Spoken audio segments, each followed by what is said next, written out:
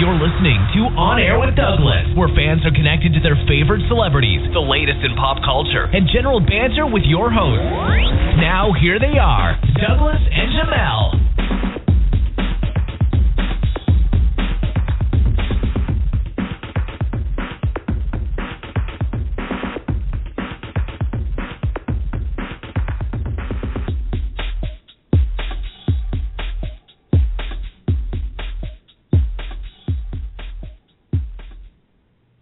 Hello, everybody, and welcome to On Air with Douglas. I am your host, Douglas, and of course, my co-host is with me, Mr. Jamel. Hello, Jamel. How are you?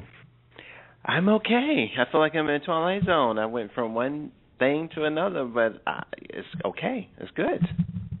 Oh, yes. I know we just had another show just a few minutes ago, so we did back-to-back episodes on December 17th, 2013. Yes, and today is my cat's 5th-month birthday. But anyway, we're trying to work with FrankMusik right now. He's in London. He woke up just a little while ago to call in, and he's having some issues calling in.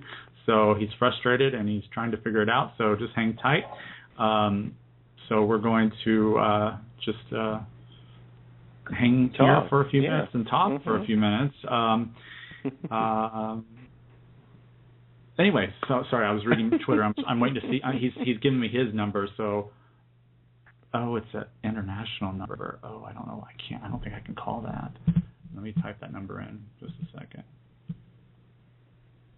It's in DMs, right? Mm-hmm.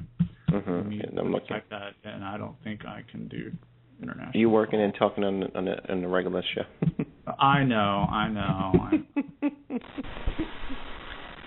Sorry, but your call cannot be completed. Okay, well, Blog Talk does not like international calls.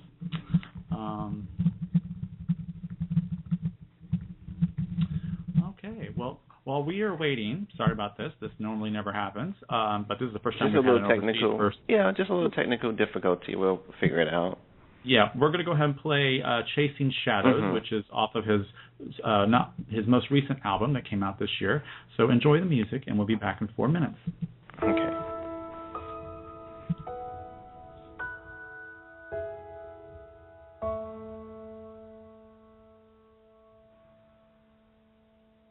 And the sun appears, and so do they. Echoes of the objects that they hold on to in the cold light of day.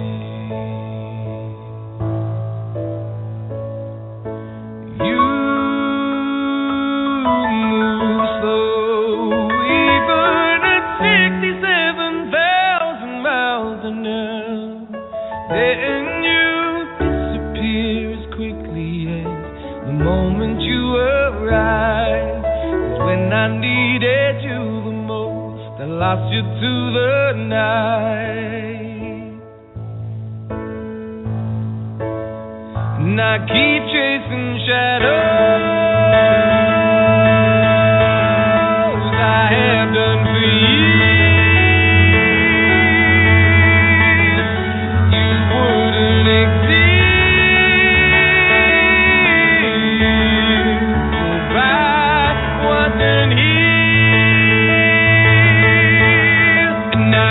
Chasing shadows, and I keep chasing you. There's no between,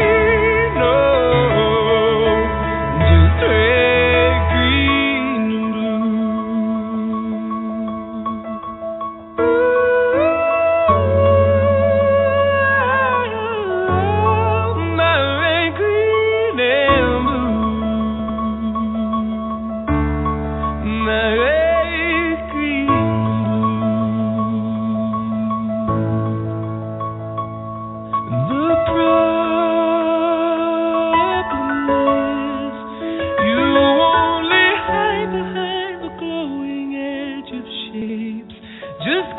red, green, and before you keep chasing shadows. I have done for years. You wouldn't exist if I wasn't here. And I keep chasing shadows.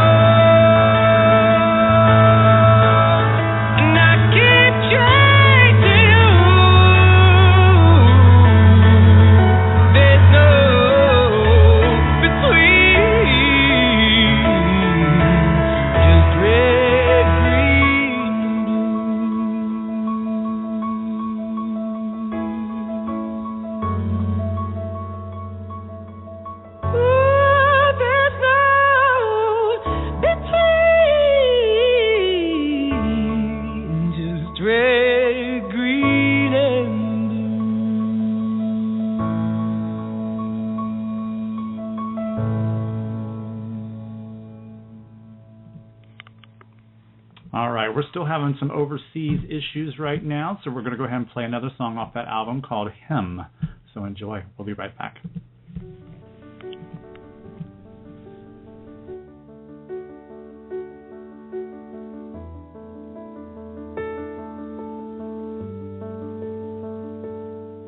I'm not even a replacement, 'cause there's nothing to replace.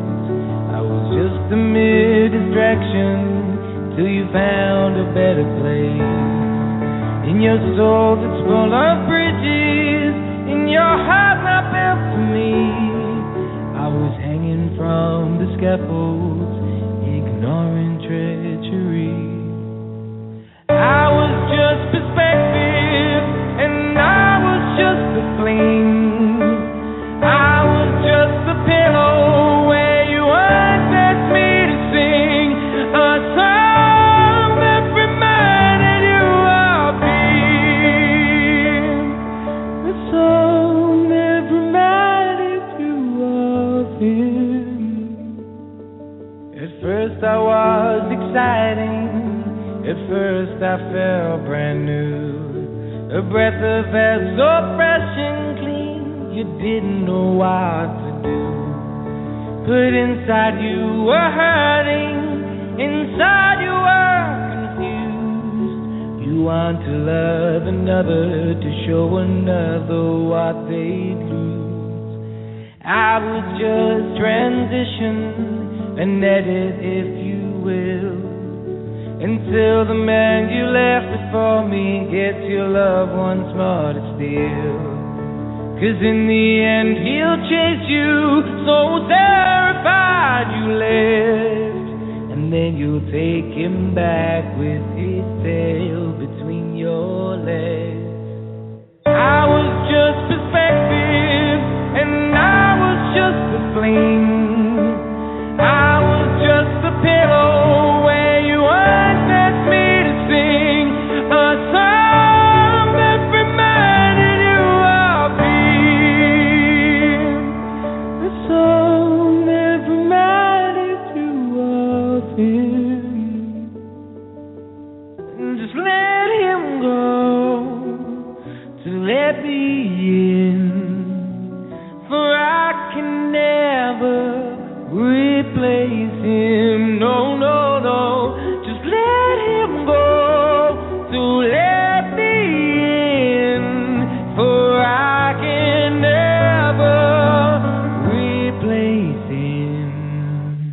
I was just perspective, yeah, I was just a fling. I was just a pillow where you wanted me to sing a song that reminded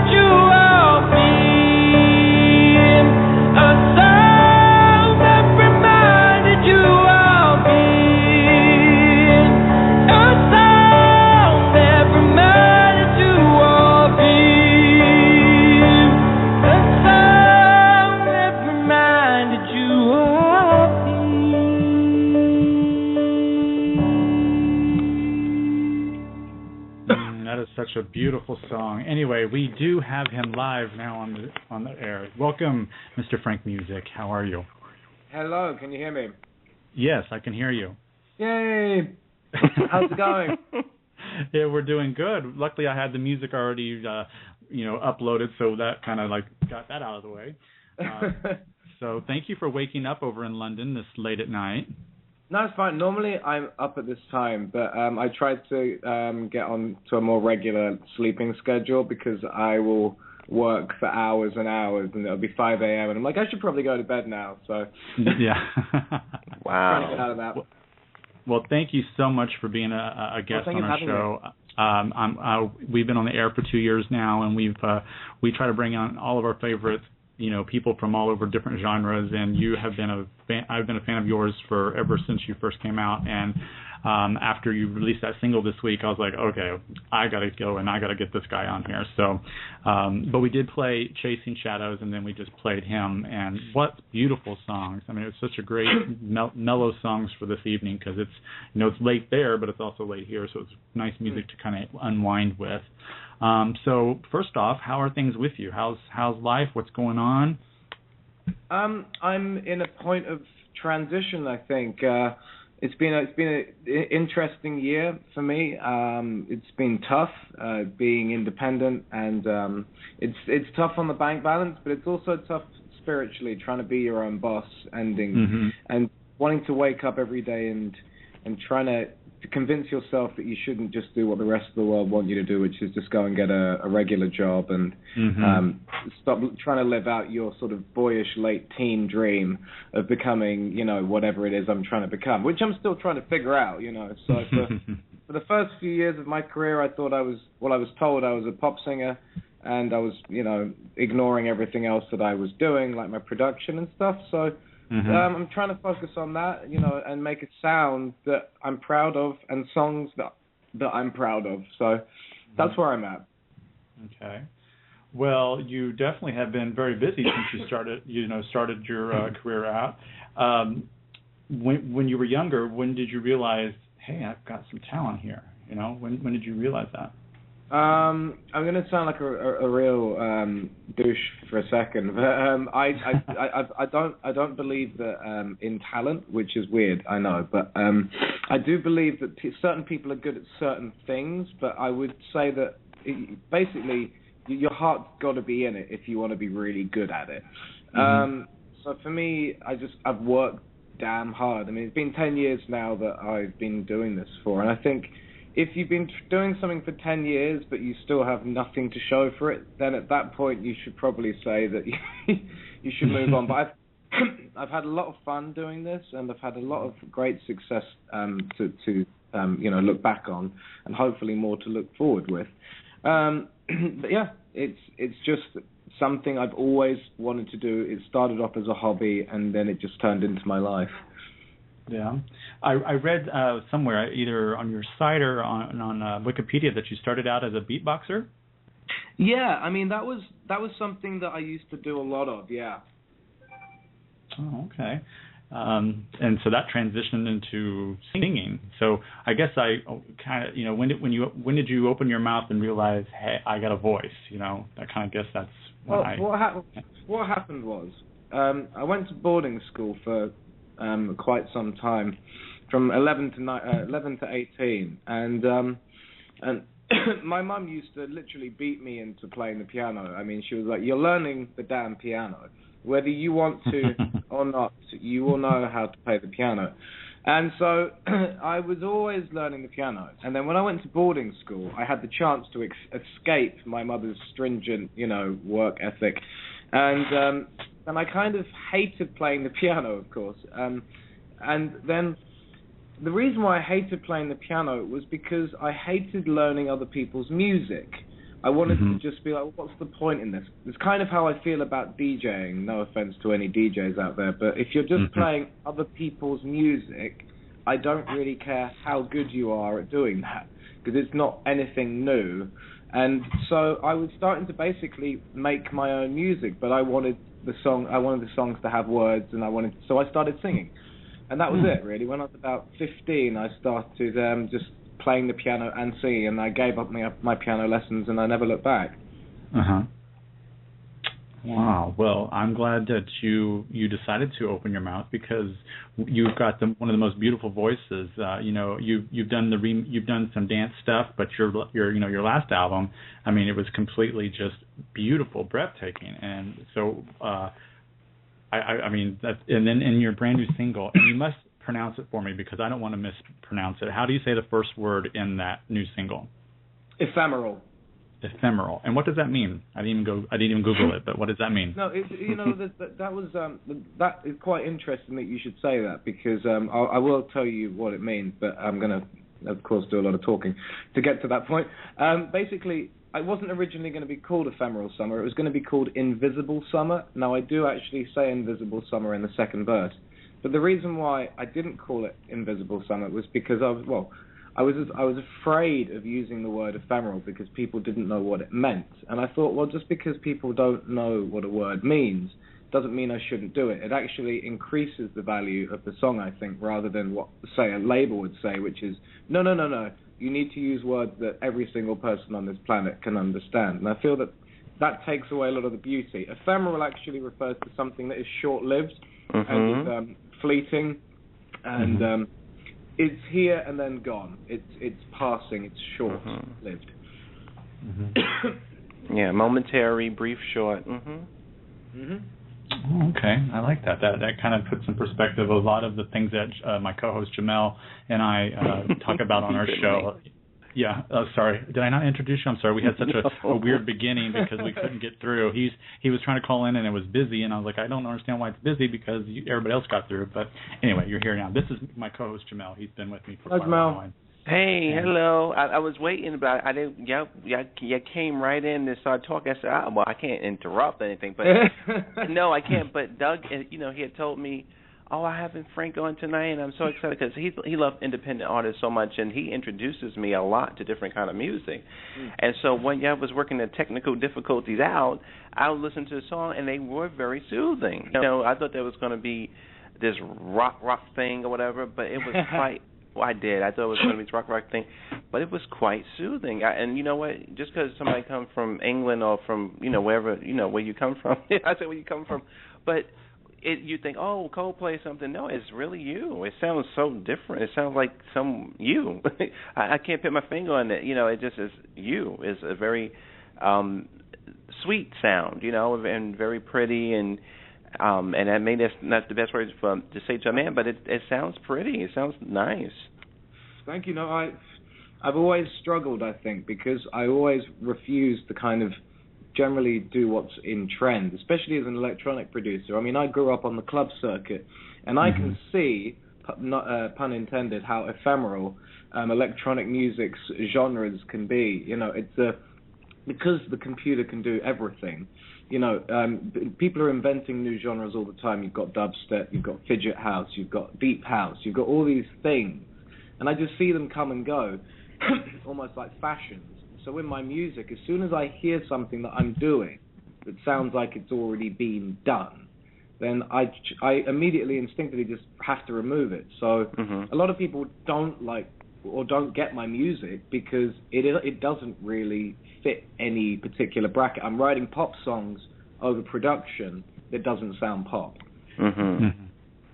Wow, I have to say it's such a kick because here in New York City, especially here, well, not especially, but because we have so many different cultures, but you rarely hear a person from London. Your accent. It's almost reminiscent for me of actually thinking I'm talking to somebody from Downton Abbey. I mean, really, it's such a refreshing thing that's going on. I want to say James Bond because I'm catching up on. They about to premiere that season that was already over there for y'all. They're going to do it on PBS Masterpiece Theater, and so I've been such entrenched with that with Maggie Smith and all of them. And then he got you coming on. I didn't know you was British until I was reading, and then I hear your accents. Oh my gosh, it's like going right back to Downton Abbey. I grew up in a very weird situation. I actually went to a private school my whole life, hence the accent. But I mean, I got scholarships and stuff. So my family were broke, but I managed to get into these schools, and so that's where the accent comes from. But I never followed what the schools wanted me to become, which was either like a lawyer or a doctor or you know, something academic. I just was not academic, and sadly, although a lot of people were paying a hell of a lot of money to go to these schools, they were basically paying for their children to become machines, and there was no room for creativity. Any of the schools I went to, apart from the last one, my boarding school, which let me be myself. Now that's the most important thing. So I've got this weird accent that doesn't really fit anything that I do, because I come from South London, where people, you know, have got like a thick accent. Yes. Like lock, stock, and two smoking barrels kind of thing. That's right. Yeah. I've missed that. It's true. I was talking to this guy a couple of years ago, and we were just talking and having a good time. And I said, well, I want to talk to you on the phone. He said, you won't understand me, he wrote in his writing. I said, oh, I will. So I got Vonage. I can call straight over. I can call to Istanbul if I want to, and not have a problem. And so I called over to his number, and you're right. When he got on the phone, I said, let's go back to typing, because I couldn't understand a word he was saying. I didn't understand it. So you're right. It is such a different thing, and it's almost like for us, we have the South. You know, we have the Southern. You know, we have the South where people talk, you know, like with a drawl, and we all have different things, you know, with different tones. It's like the dialect, and I hear that in Italy they have the problem over there too, where different regions have different, you know, tones and stuff. So it's just quite amazing that you know, we all human beings have these sort of different ways of vibrating sound out of our mouths. Well, it's massively important when it comes to identity. Now, and getting back to the singing side of things, when I first started, I didn't know how to sing with what accent. I mean, that was a terrible sentence. Sorry, I didn't know what accent to sing in. It was a really big dilemma, and basically, I ended up watching an interview from the lead singer of Talking Heads. A huge inspiration for me. I mean, incredible band, and he said he had 4 different voices that he would use for different styles of songs and range. And I thought, well, that's a really good idea. You shouldn't just have the one voice. Some people have just the one voice. The lead singer from Pet Shop Boys, as soon as you hear 1 second of his voice, you know it's him. And the same can be said of Talking Heads as well. So that's how I started singing, was like, don't worry about the accent, just do what comes naturally, and if it doesn't feel right, try something else.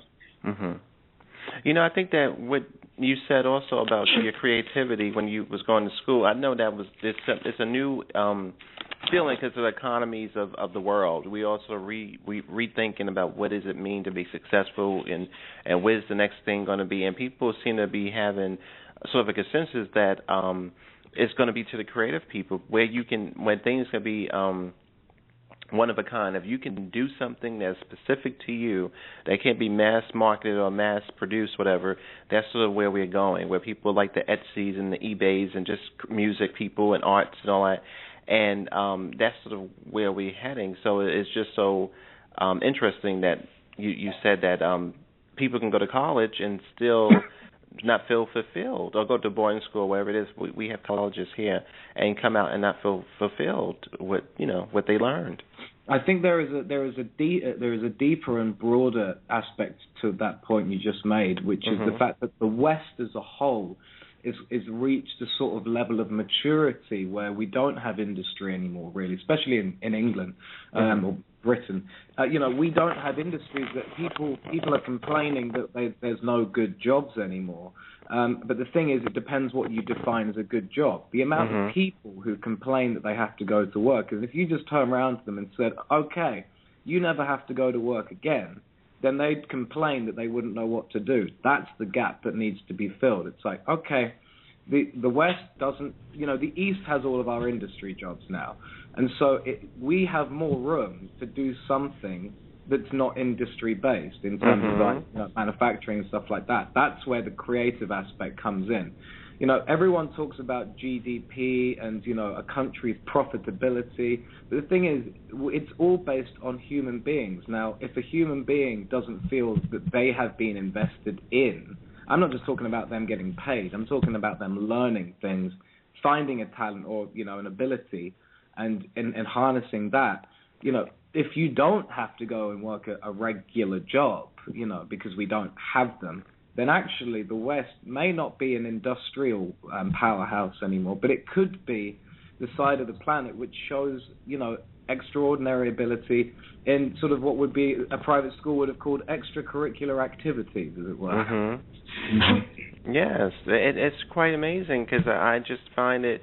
We were so stuck in such a maze since 2000 and who knows what, 2006 or something, with all this stuff that's going on, and then people start having ideas. Well, maybe I don't need to go to college, or maybe I need to do this. And now people come down the other side and finding, like you said, the extracurricular activities, their passions, are feeding their families, are paying their mortgages. It's just sort of, anyway, it goes into this other level of woo-woo. Some people call woo-woo, where you sort of get really quiet and say, what do I really want to do? Do it, and then you're provided for. But what I was going to talk about, too, is I see here that there's some part of what you do in your work that you were self-taught. And I was thinking that in some way, I don't want to say a genius, but you have to be somebody who's, quite smart to go from not knowing something to be self-taught and actually use it to go out and put things into the world. It says multi-instrumentalist, producer, remixer, talented graphic designer, photographer, video director by default. These are some things that are really technical. So did you learn all these things just by trial and error, or did you get taught, or? No, I think it really does boil down to this one word that I try and avoid saying, doing, living, breathing, which is fear. Now, most people, every single one of us, has fear, and it is the maker or breaker of dreams. Now, there's people out there that fear that they're not going to do enough before they die, and there's people out there that fear living, and they're afraid of failure. Now, the one thing, sadly, that is bred in the music industry is you're not allowed to fail. Mm-hmm. And I think, that's my fear, is the fact that in the music industry, you cannot fail. As soon as you're a fail, your career is done.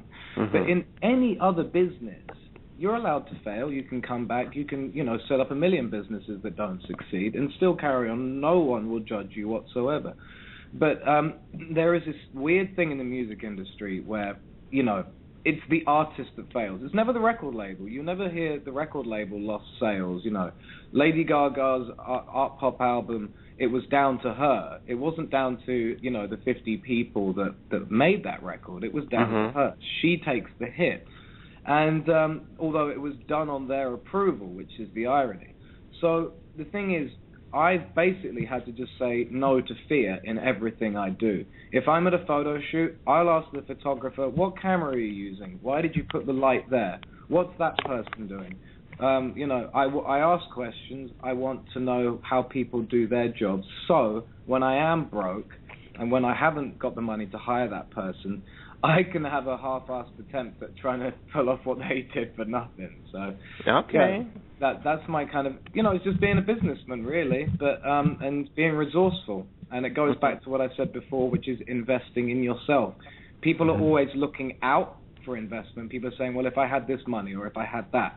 But it's like, well, what if you had nothing? What would you do on your own? Mm-hmm. And that's kind of where I set my sort of starting point. Yeah, I think this conversation, I think that what you said is I think it's so smart for people to do, especially in creative fields. When you have those peaks and valleys, you sort of have to know how to do it yourself. But I think that Doug has had so many people on the show, from writers, from actors, from whatever, and they all have that same sort of thing where they're building their own income. Because I went to a writer's workshop and they sounded just the same way as you. Like, I want to know how to edit. I want to know how to. And it's so interesting to me about this whole community of creative people who are sort of doing wonderful things. You are, I think, and not to be disrespectful, you're a stunningly beautiful man, and so you are. And so I was wondering, with that, would you ever consider going into films? Would you ever consider acting? And you going into that part of creativity? If it would be very interesting. Well, I co-directed my last music video and for Ephemeral Summer, and it was so much fun. It was very enjoyable. We were working with cinema lighting instead of photography lighting, and I looked at the video and I was like, I could probably do like some weird sci-fi film or something. But I know I lived in Los Angeles for 3 years, and I've seen how that world works.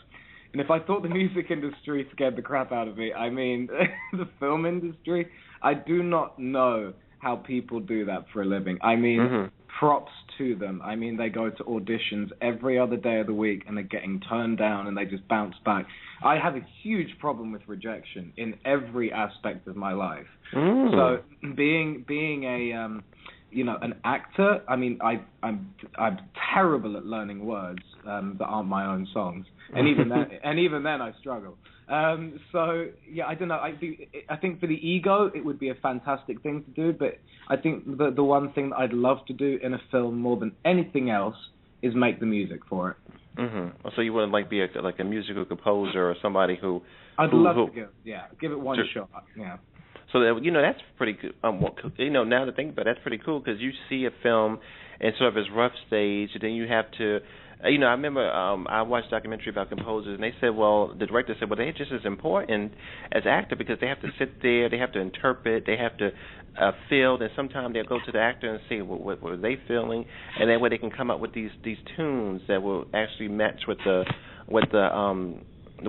art that the actor is doing, and when it goes away to the Oscars, it's like this dance they have to do for a long time, and it's very fascinating to watch somebody's performance, connect with them, talk to the artist, and then create music based on what you're seeing without the editing and stuff like that. It's that might be something. One of my favorite films of all times, and I'm sure one of you will probably know it, and it might be in your top 10 list as well. The film by Ridley Scott called Blade Runner. And, and the music for that was done by the absolute genius wizard that is Vangelis, who was responsible for Chariots of Fire, which was that huge song from back in the late 80s. And so basically what they would do is when he was composing the music, they'd actually be playing that music on a huge sound system on set just to get people psychologically in the space that they needed to be in for the film, which I thought was absolutely brilliant. So whenever there wasn't dialogue being recorded, they'd actually have Vangelis's music for the film playing, and he was sending rushes to them just as much as they were sending rushes to Vangelis. And so that was creating an atmosphere, and that's the most important thing about musical scoring, is if you watch a film on mute, it's not very interesting.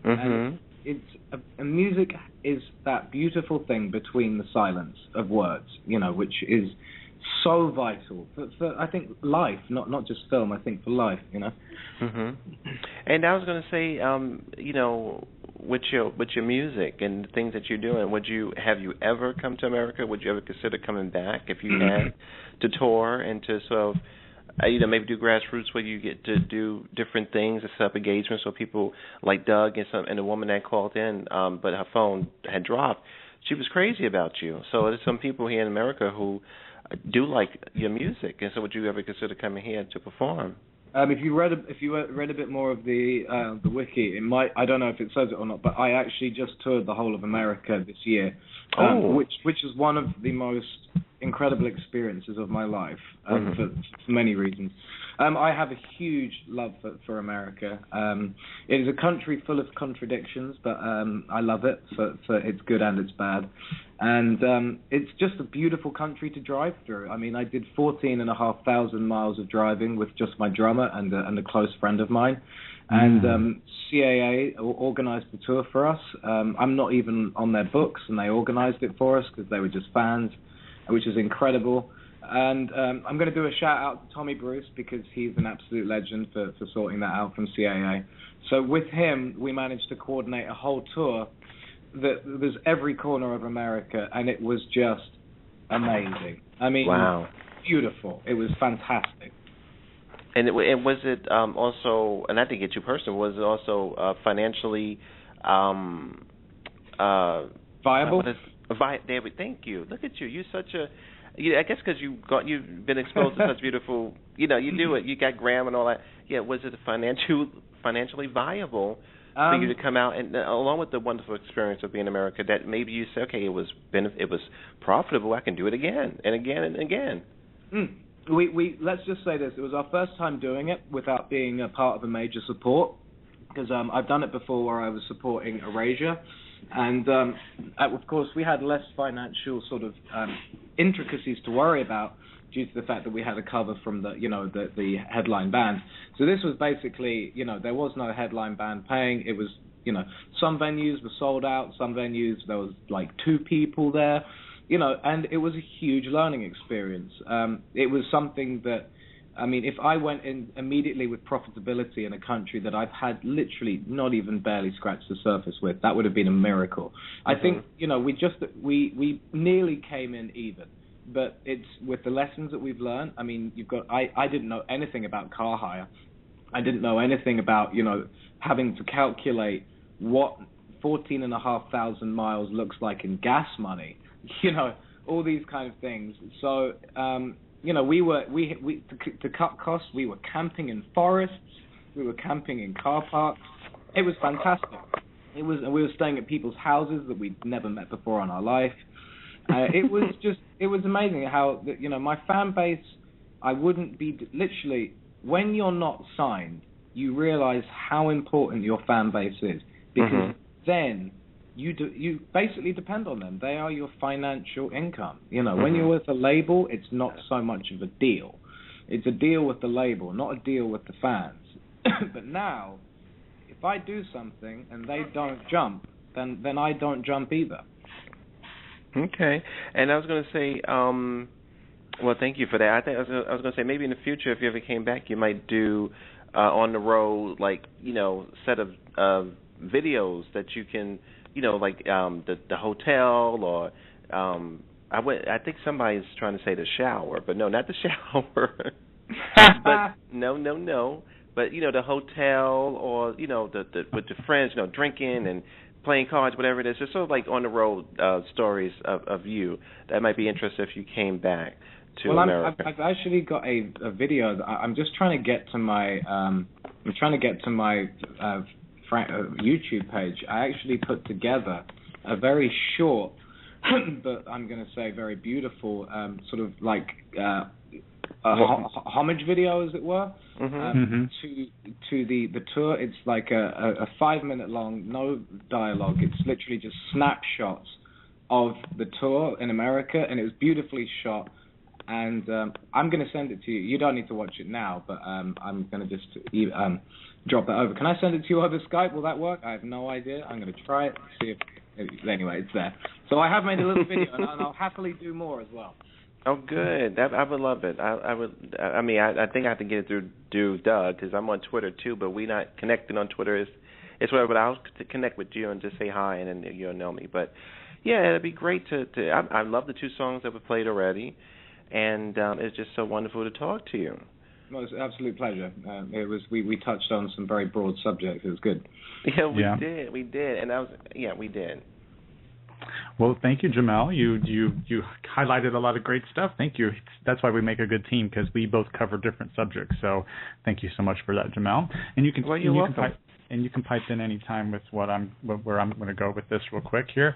One of the questions I'd like to ask all of the musicians that I bring on, and I only talk to the artists that inspire me or that I have a connection with their lyrics and stuff. And when you made this last album, which is all acoustic, which is just that's the 2 songs that I played were from, what made you go from playing the dance type electronica music to what made you say, let me do an acoustic version of an album? Well, I was basically challenging myself to reapply the same process that I had to go through for my first album.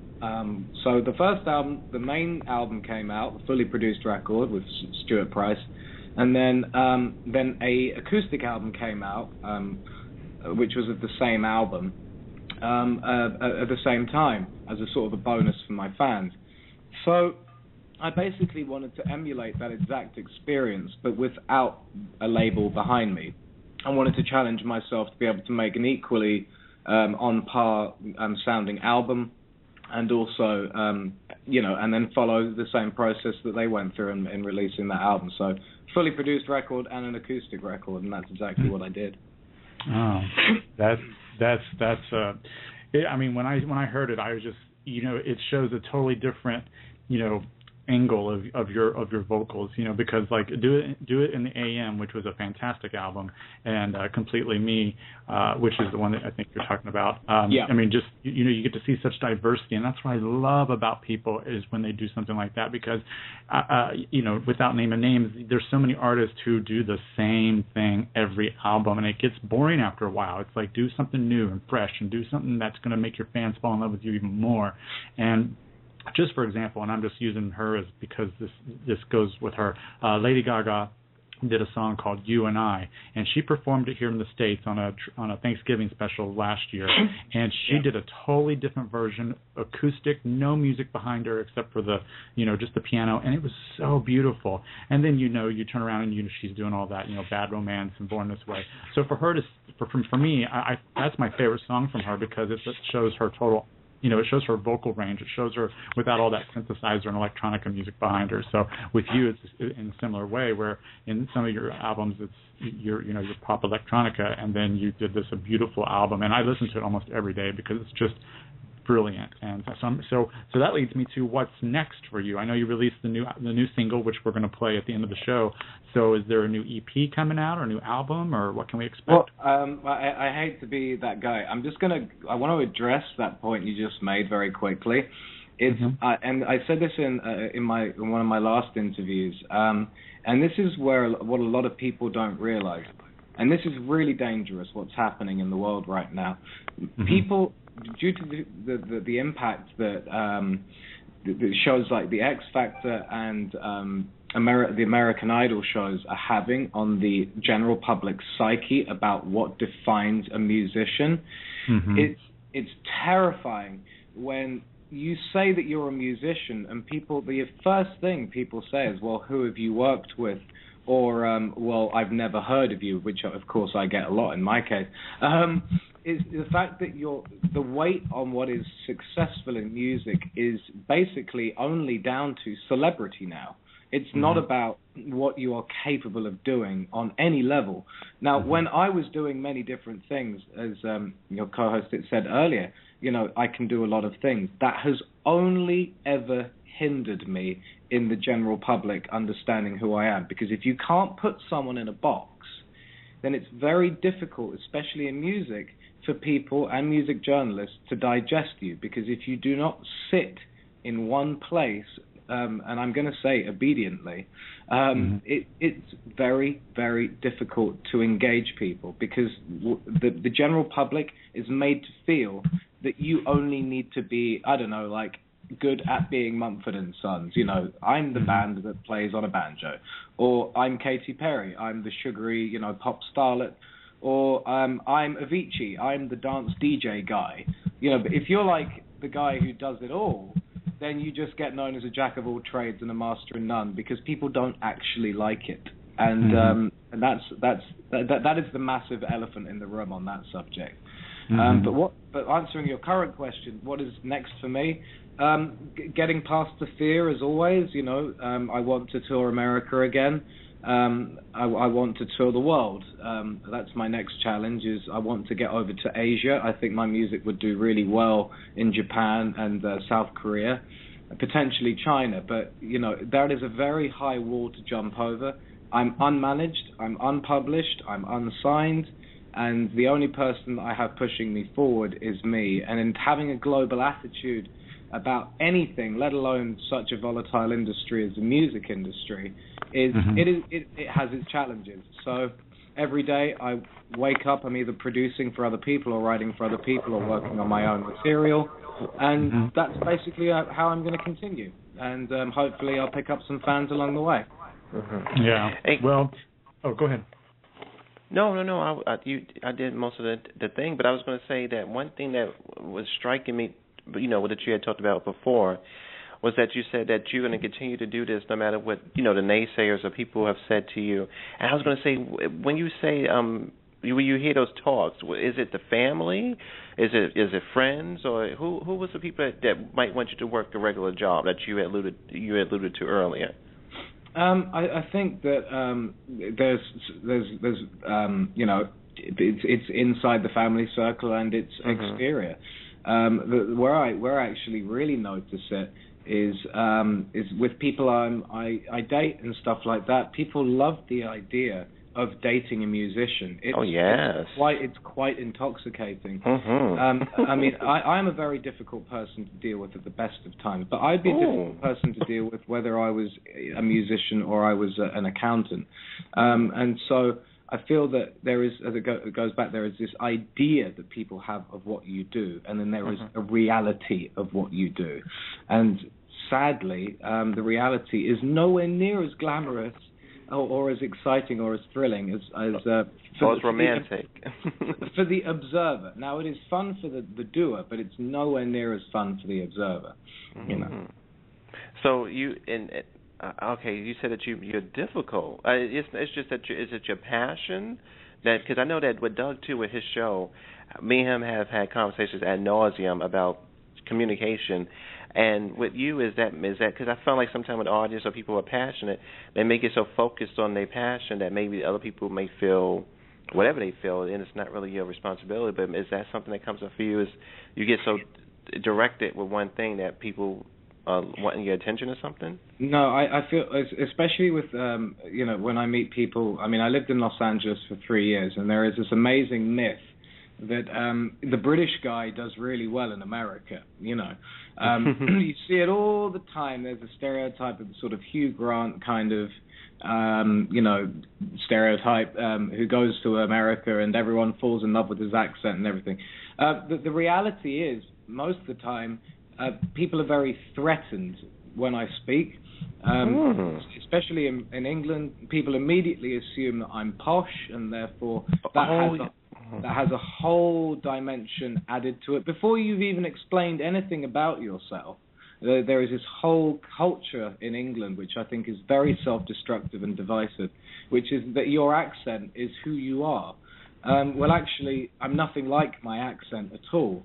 But sadly, that gets in the way. Now, getting back to why I'm difficult, I'm very honest, and in the music, in the entertainment industry as a whole, honesty is, to be avoided. It's, I will tell people exactly what I think of them, just because I'd rather have a clear path with that person than some fuzzy, I'm just trying to get along with you and I can't keep up with the lie very well. I also, and this I've never told anyone this, but potentially I might have be on the, you guys call it Aspergers? Yes. I might have some problem there, or difference there, let's just say, which would make a lot of sense with the way that I act in social situations. I'm probably going to get tested next year just to see if I am on the spectrum, because the way that I live my life is very odd, I'm massively obsessed about what I do. Okay. And Asperger's, for my own education, is it has to do with seizures, or is it just with behavior? It's a behavior, and it's how your brain operates. It's not even. I don't even think it's a chemical imbalance. I think that there is just the way that the brain functions. It involves people. I mean, I think people can get it from brain damage also, but it's basically where people become very obsessive about one thing, whether it be maths, or they're very, very good at one thing, and they just see the world in a different way. And it's sadly one of the main downsides of that is being very socially incompatible, let's just say that. Okay. Wow. Thank you. I mean, I was just so curious about what you alluded to, with people want you to just, maybe, get a 9 to 5 or something. I said, well, I wonder who is that? And then you answered so beautifully about everything, and like you said, you just went there. Thank you for that. I'm gonna give it back to Doug. Okay. Thing. Well, can I just yes. I'm such a talker, it's unbelievable. But you're asking such good questions, and I want to give you good answers. this is the most important thing about that question that you asked, and I think this is the most important thing I can say in response, is it goes back to that idea of failing in music, where when people say, "Oh, that FrankMusik, he's had his time," or "Oh, that FrankMusik, is he still trying?" Now, what people are actually saying is there's two things there. There's two sides to it. There's the side that affects me, which is, they genuinely believe that because that's how they feel the music industry operates, which is, no. If you're not being played on the radio, or I haven't seen you on MTV, you don't exist. Now, there was music way before there was MTV. There's musicians that exist today and for the next 70 years that none of us three are ever going to hear about, ever. And they might even have totally successful careers. Like, look at the band called Fish. If they said they were going to be playing, Hollywood Bowl tomorrow, it would sell out. But have they had anything on the radio in the past 15 years? No. And that's what's so infuriating. If, let's just say, Brad Pitt makes a film like Toon World, which was just the worst film in history. Okay. It's never Brad Pitt's fault. It just comes down to everyone. But for some reason in music, it comes down to the artist. So when Lady Gaga's album doesn't do as well as everyone expected it to do, everyone's like, "Oh, that's Gaga's fault." No. It's all the nameless A&R executive people who are too scared to tell her what she should have done and then put it out as is. Those are the people that need blaming. But, when you see the film credits, there's 150 people to blame for a film sucking. But sadly, there's only one name on the front of an album, and it's the artist. And that is a huge, huge issue. But then the second side of it is it's a personal thing, and I feel that it's the fear that people have of themselves not succeeding, so they need to see others fail just to make themselves feel a hell of a lot better about their crappy lives. Okay, wow, thank you. I love you more than I ever have just by this so far this talk. Oh, you really went there, and I think that, first off, for me, I love learning new things. That's why, I never want to be invasive. I just sort of like asking questions that are just very curious to me. And your perspective about music and movies, I'm never going to see it the same ever again because, of course, I'm thinking of these. I am thinking that when an artist go down with an album, it is very personal, and sometimes artists will go out and do something and be so stunned by the vitriol that comes at them that they say, "I'm never going to do it again." They ripped me apart. They eviscerated me. Tore me to shreds. I'm not going to do that again. But when you're in the movie, it's not like that, and I don't. And maybe it's because people journal, or because people, who knows. But singing seems to get into a primal thing. Either you live for it and you cry for it, or you're disgusted by it and you do something totally terrible to people.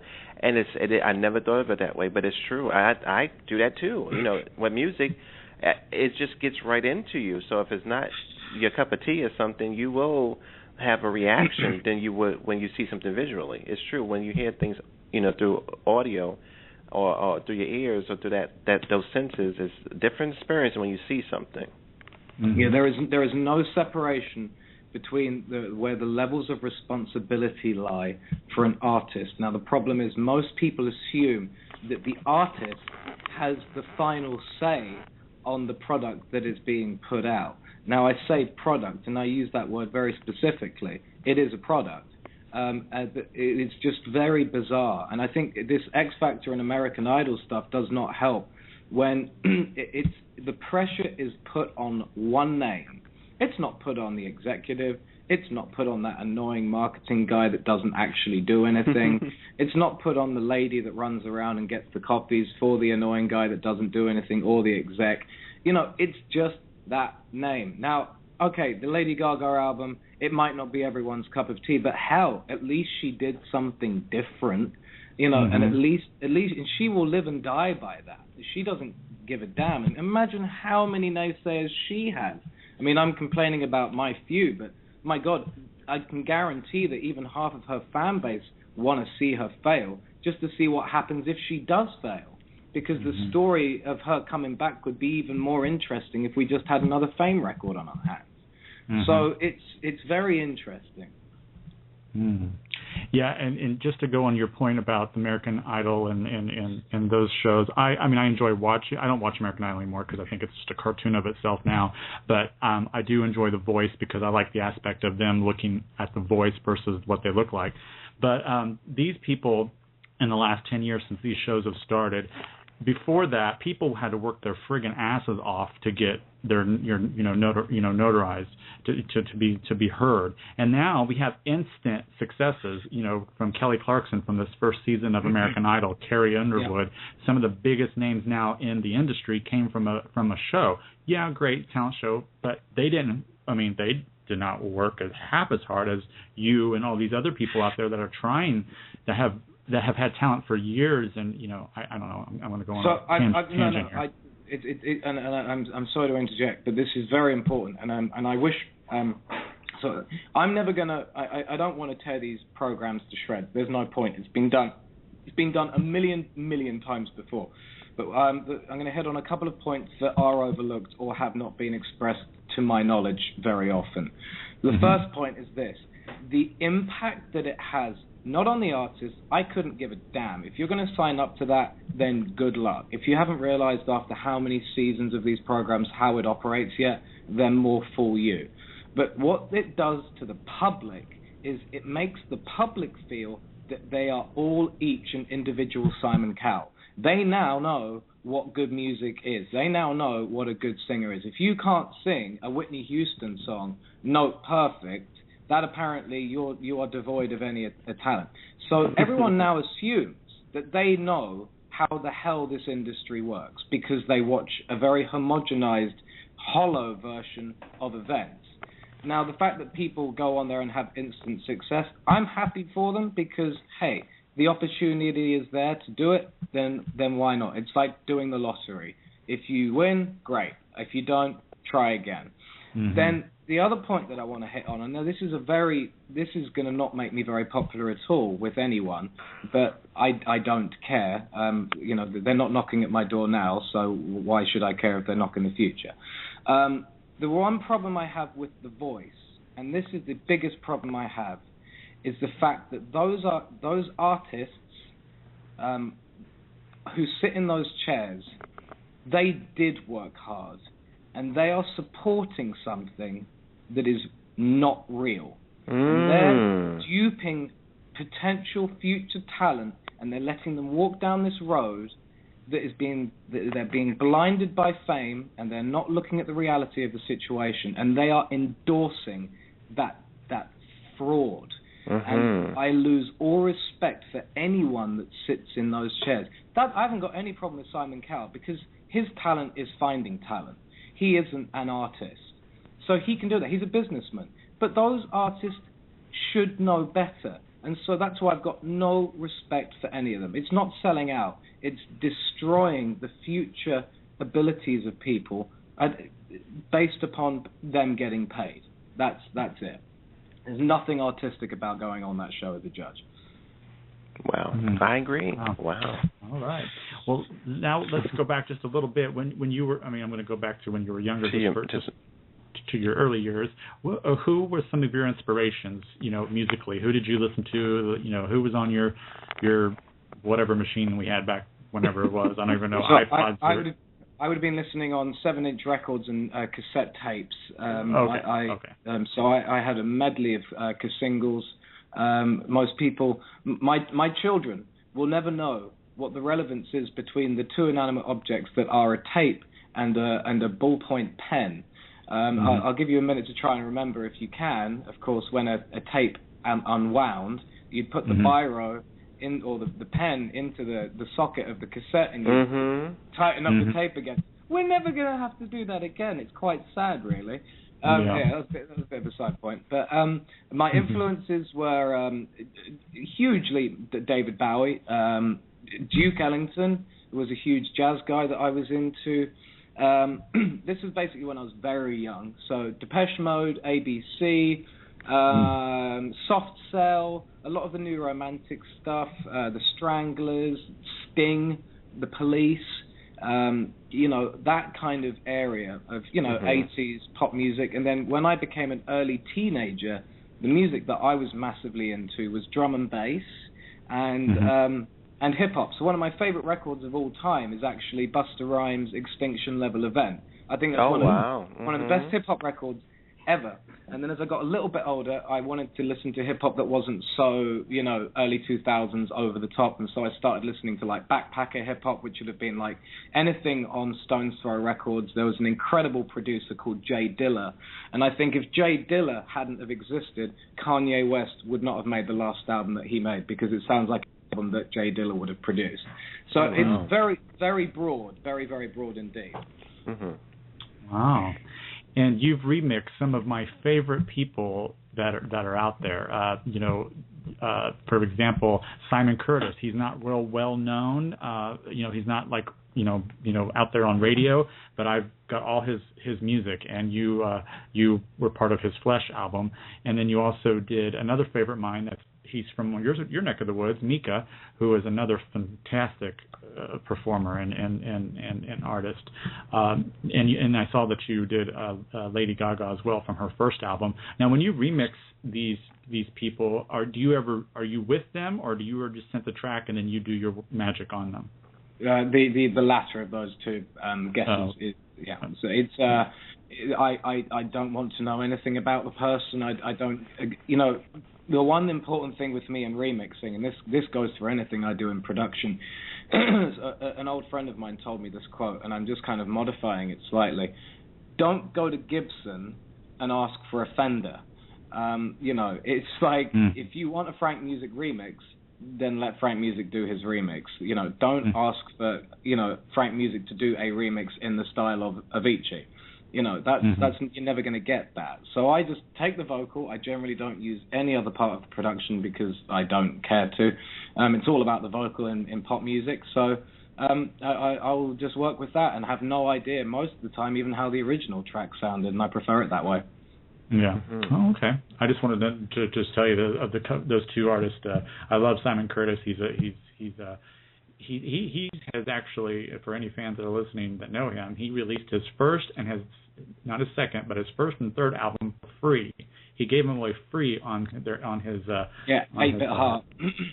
Yeah, and then he has a brand new one that he just released for free too, and then his middle one, which was it was a symbol. I can't think of it off the hand, but that one was actually for purchase. But I like that people, some people have to do that. They have to give their music away free just to get their fandom started, because it's so hard for people who don't have backing behind them to get somebody out there marketing for you. Well, I feel that Simon really bucked the trend on that one. I feel that more and more artists are actually going to have to do that, and this goes back. It's amazing how all these things actually. I can draw diagrams of this perfectly now. There is a whole chain of events. What's going to happen is the more self-sufficient people are, so the more resourceful and self-invested people are, the less outsourcing that people are having to do, the more you can actually give away for free. Because if there is no overhead on the cost of, say, making a single because you just produced it and wrote it all yourself, then why the hell not give it away? I mean, I've given over 300 songs away in my career because I can. Now, there's people out there who would give their left leg, just to have a single produced by someone or whatever. It's like, well, just go out there and learn how to do it. Then that's one less person that you have to hope can translate the thoughts in your head into what you want to hear. And then what that creates is it creates real artists because people are doing exactly what they want to do. And that's really important. Okay. I couldn't agree any more than that. That's awesome. I'm learning so much from this interview. This is probably my favorite interview with a musician because I love getting this type of information because I don't know much about it. So to hear different people's takes on it just really empowers me to have more knowledge going forward. So if anybody's out there that wants to say hello, you can call the number 347-215-9503. Make sure you press 1. I saw somebody a couple of people were up here earlier. Hopefully you're listening, and now you can call in. So go ahead and call in while we wrap up here shortly. Now I don't know if I got the answer or not, but is there a new EP in the works? Oh, no, I didn't. Me and my big chunky answers, and I don't even answer the damn question. I'm actually working on a new album at the moment, which hopefully I've set myself the challenge of having it finished by February. Oh, wow. That is a big challenge. Yeah, I think it's important to not marinate too much on music. I want this to be a sort of a quick process, not for any other reason apart from I don't want to overthink it and just get it out. Okay. So what can we expect from that? We've heard the single, which is beautiful. Is it going to be something totally different than anything you've done before? Absolutely. Or? Yeah, I mean, I'm getting in African guitar players, live drummers, a lot more live musicians are going to be, like, for example, on Ephemeral Summer, there is the guitar solo at the end, which is something I never thought I'd ever do on. I used to have this quote, which is "Life's too short for guitar solos," but now I'm trying to slowly introduce live musicians to my music. Because I think it adds a whole nother level of production value to a record, and so it's going to be exciting. It's going to really go all over the place. There's going to be a lot more instrumentals on this record as well, so which I've never done before. Yeah. Now, is there anybody out there in the whole world of music that you would like to work with that you haven't? Well, Jay Dilla's dead, sadly, but he would have been one. Jeff Lynne from Electric Light Orchestra would be my sort of classic. He's the guy from ELO, which is just, I think he's an absolute, totally underrated genius, may I say. I think that man is unbelievably good. Some of the music that he's released is just been incredible and totally ahead of its time. And then a modern up-to-date person would be Carrie Pamu, which is a incredible J-pop artist that would has the visual identity that would give Lady Gaga a run for her money. Wow. Okay, I'll have to look those up for you. And I was going to tell people just real quick in case they're new, because I have a lot of listeners that just listen to the show anyway, but if you want to learn more about him, you can also follow him on Twitter at the FrankMusik, and that's with a K at the end, not a C, and it'll come up Vincent Frank. So do you go by FrankMusik, or do you go by Vincent in your everyday life? Vincent, of course. I don't really meet many people in my everyday life, but people who have heard of me in a sort of a business context mostly assume that my name is Frank, and I'll be very quick to inform them that my name is actually Vincent. It would be like going up to one of the Daft Punk guys and being like, "What's up, Daft?" That's true. That's funny. And you can also go to frankmusic.com once again. Oh no, don't do that. There's nothing there. Don't do that. No. Go to facebook.com/FrankMusik. That's where mainly everything I'm doing right now. I've got my sites being fixed at the moment. Oh, okay. I was going to say I went there a couple weeks ago and I saw that it was under construction. I just didn't know if it was back or not. So okay, so then definitely go to his Facebook and his Twitter for all the latest information. And on Facebook, I love your little, you say the shortest but the most pertinent things that just really hit home with me sometimes, and I love those little sayings. It doesn't take much. You don't even have to do a paragraph. You just do the sentence, and it just is like one of those things that just kind of opens your eyes and your mind. So I love that you do that. Thank you. I appreciate that. No problem.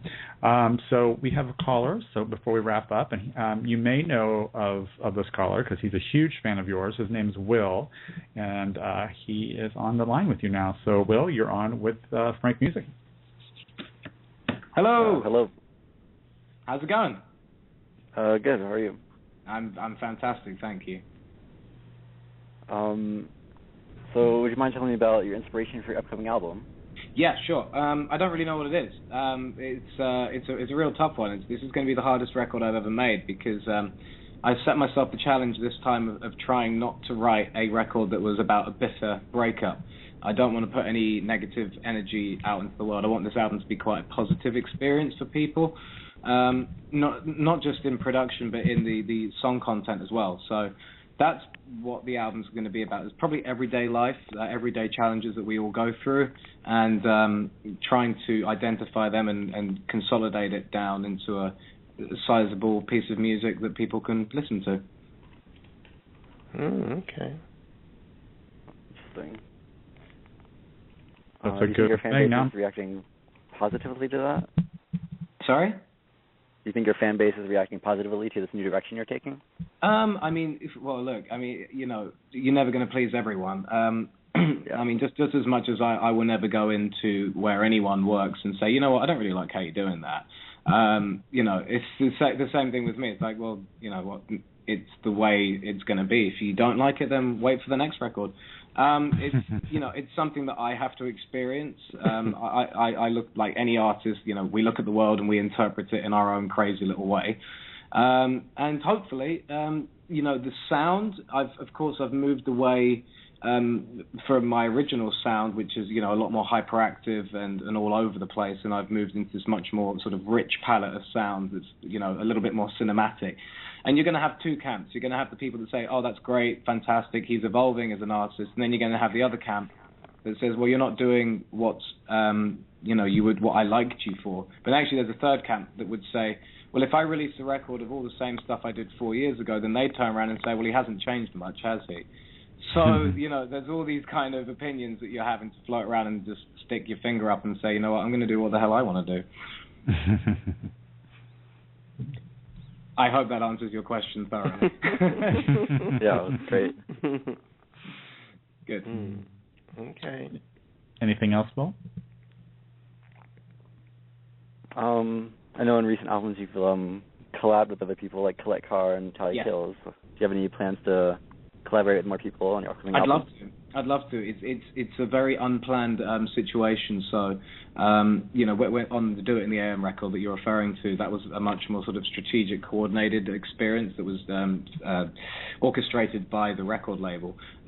When I want to collaborate with people, I just want it to be a very organic experience. If somebody comes along at the right time, then yeah, absolutely. If it moves me and I genuinely believe in what that person's doing, and they genuinely believe in what I'm doing, then it will happen. There's a few people I've got lined up that I want to be involved in the record, but at the moment they're more musicians that will be featured musically on the record rather than like an artist per se. So still looking for people, and I'm not against the idea whatsoever. It's just got to be the right fit, I think. Okay. Fantastic. It's absolutely lovely speaking to you, Will. Well, thank you. You too. Thank you, Will, for all the promotion as well. You've been a big fan this last couple of weeks since I announced the show. So thank you, and I'll talk to you on Twitter. Yep. See you. See you, buddy. Bye bye. Yeah, he's a big fan. He's been all excited. His name is actually Pie Music on Twitter. Amazing! Yeah, he's like I thought it might be him, but yeah, he's he is rampant on Twitter, and yeah, I love it. He's that's the first time I've ever spoken to him. That's the great thing about the internet. It's people can be working for or against you totally with full anonymity. And it's really exciting for that. The internet is I feel the last westernized Wild West, as it were. Before the big corporations take it over entirely. So exactly. I like that independence for sure. Yeah. Well, it looks like another caller just popped up. So let's go ahead and see what they've got to say. Area code 717. You're on with FrankMusik. Go ahead. Hi. How are you guys doing? Great. How are you? Doing good. That's good. I just had a question for Vincent. I just wanted to know what kind of advice you have for any upcoming artists that are, kind of underground, not very experienced. Great question, and it's a really important one because basically what you're asking me is how do I help protect someone's future, and that is a very big thing. All right, so it breaks down into a few categories. If you're a great singer, but you don't know how to write songs, then go on American Idol or one of those shows. If you're a great DJ, but you don't know how to sing, you better find out what the next hot genre of dance music is and learn it rapidly and become a DJ overnight and start selling out concerts with the genre of music that you specialized in. But I recommend doing, I say this to everyone, I don't care how self-indulgent it is, do what makes you happy for a start, but also try and do as many things as possible, because the more you can do for yourself, just strictly on a business front, the less outsourcing you're having to do, the more money that you're going to make. Now, that's the most important thing, is money, because without money, you can't do what you love.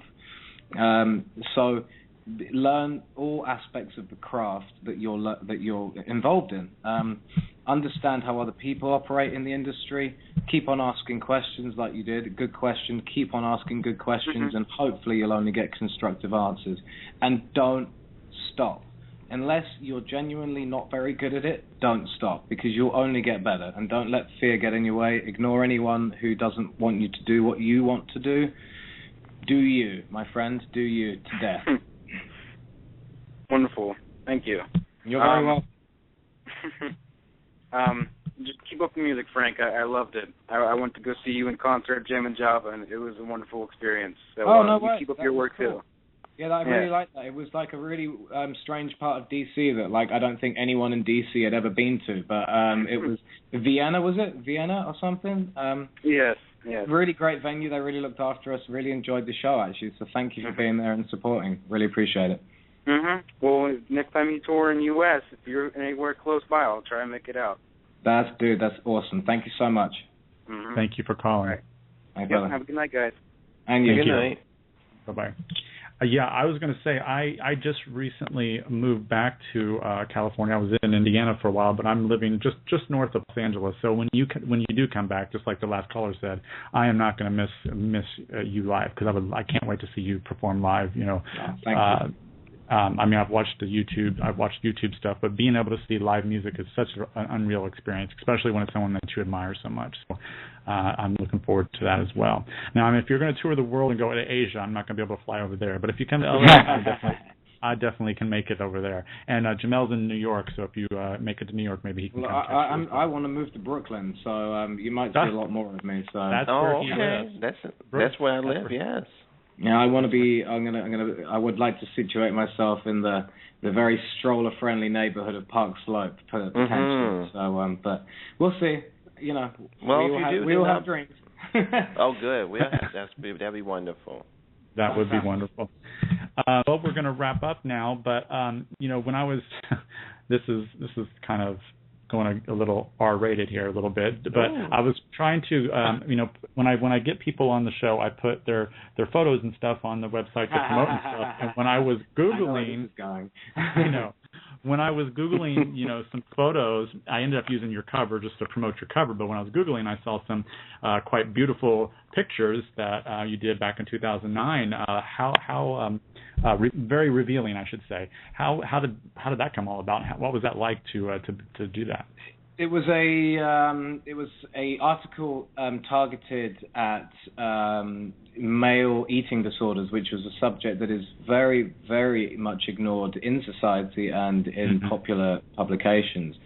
So it was to highlight, you know, they had a bunch of, you know, people come in and, you know, get naked and have some good photographs taken to say, well, look, we're okay in our skin. And it was a very sort of brash way of identifying with the subject, but it made sense. You know, I always had a skin problem on my back. I always had, like, you know, spots on my back, and I was massively insecure about it. And it was a bit of a thrill, and it was kind of, you know, fun doing that. I don't think, you know, it's how you come into the world, and it's how you're going to probably leave it. So there is no shame in getting your nads out. I love it.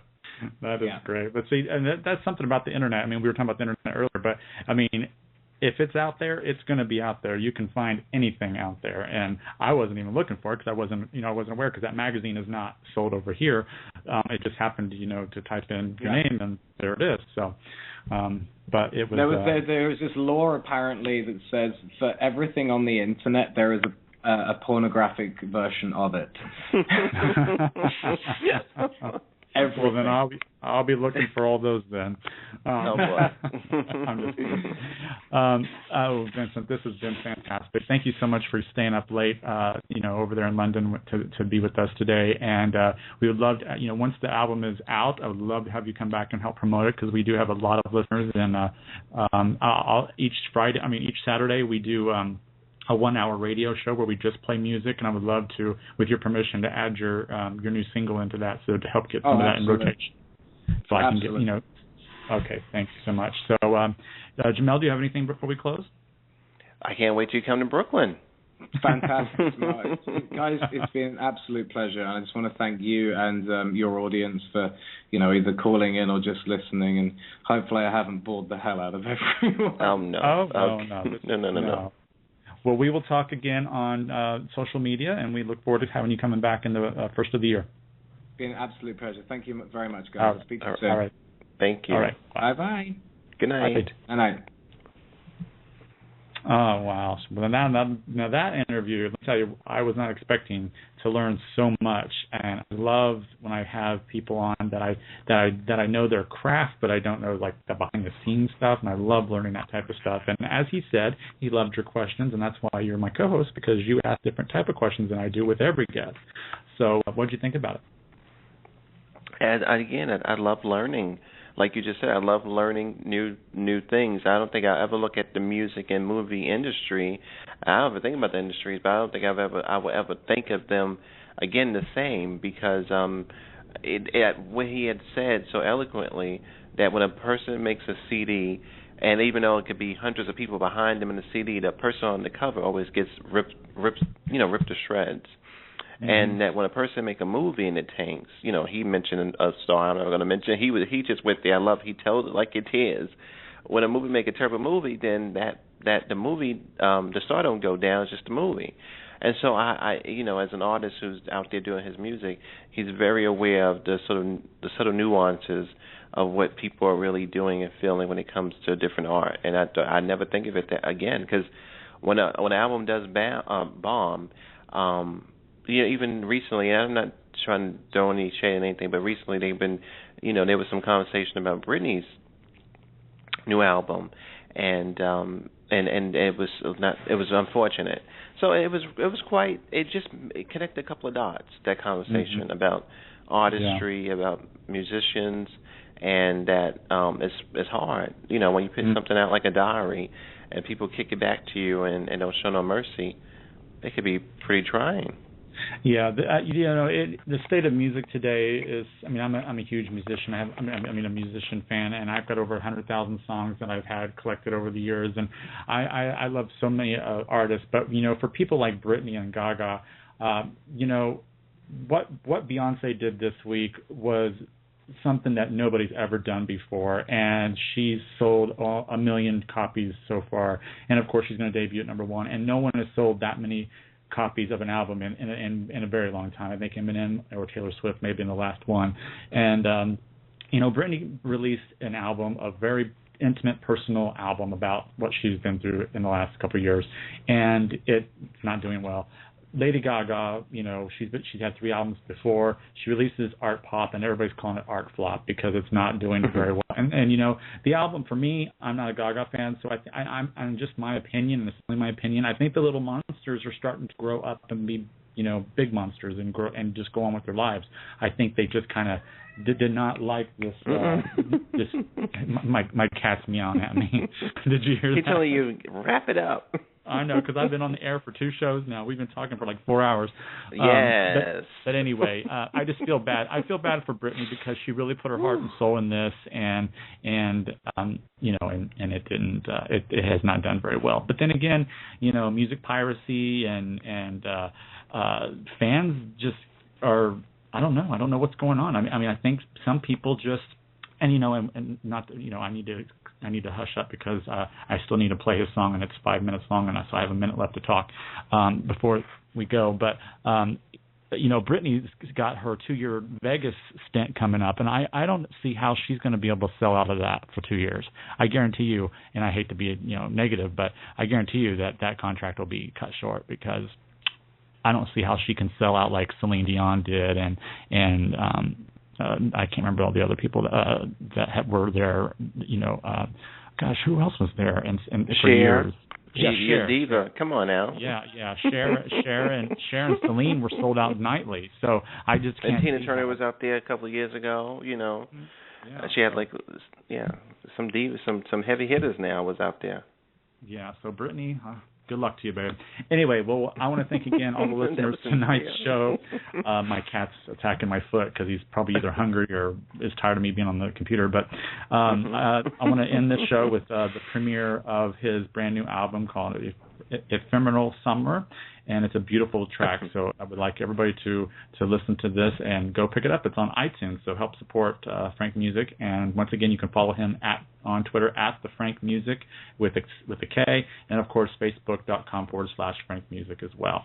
So thank you, Jamel. If you want to hold on and listen to the song, you're more than welcome to, and I hope everybody else enjoys. And we will be back tomorrow. We have 2 shows tomorrow. We have Colton Ford, who has went from being an adult film star to a regular film star to a singer. So we're going to be talking to him tomorrow at 5 p.m. 5 p.m. Pacific, 8 p.m. Eastern, and then right after that we have another double book show. We have the star and filmmaker of a brand new documentary called Unhung Hero, which is about the guy Patrick Moot, who was proposed to, and his wife or his girlfriend said no on live broadcast at a baseball game on the big monitor. So, and come to find out that, long story short, is one of the reasons why is because he has a small penis. So he decided to take his documentary crew and make a documentary called Unhung Hero, and we got an advance copy of it, and we've watched it, and we're going to talk to him tomorrow at 6 p.m. Pacific, 9 p.m. Eastern, and then on Thursday on our group show called The Spilled Tea, we're also going to cover that same topic, Does Size Matter? So with that being said, good night, Jamel, and good night, everybody, and enjoy the single, and we'll be back tomorrow night. Bye, Jamel. Good night. Bye.